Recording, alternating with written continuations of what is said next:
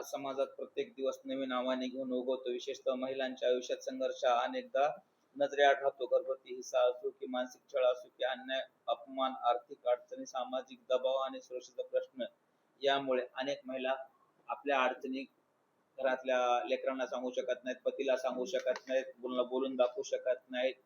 काही त्या स्वतःच आपल्या त्या गोष्टी गिळत असतात. त्या घुटणमध्ये विचार करून करून ते चुकीचे पावलं उचलत आहेत.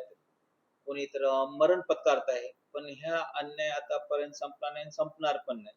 पण त्या तसल्या पीडित महिलांसाठी, पीडित लेकरांसाठी ज्या आशेची किरण एक मैत्रीण म्हणून लता तुळशीराम लोणारे बोरकर आज इथं उगम स्थान झालेले आहे. त्यांच्या कुठलाही स्वार्थ नसताना निस्वार्थीपणाने, म्हणजे सांगण्याचं तात्पर्य की त्यांच्या आयुष्यात जे दुखापत झाली होती, स्वतःच्या जीवनामध्ये ज्या गोष्टी घडल्या होत्या त्या इतराच्या जीवनात घडू नये ह्या इच्छेनं, ह्या प्रवृत्त होऊन, ह्या उद्देशाने त्यांनी ह्या समाजामध्ये आज पीडित लोकांच्या मदतीसाठी धावून जातात.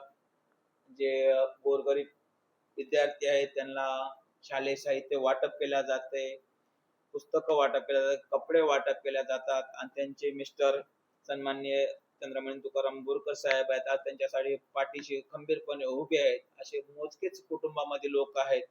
आज त्यांच्याबद्दल जेवढं बोलावं तेवढं कमीच आहे. बरेच काही लोक सांगतील. तर पुढील बोलण्यासाठी मी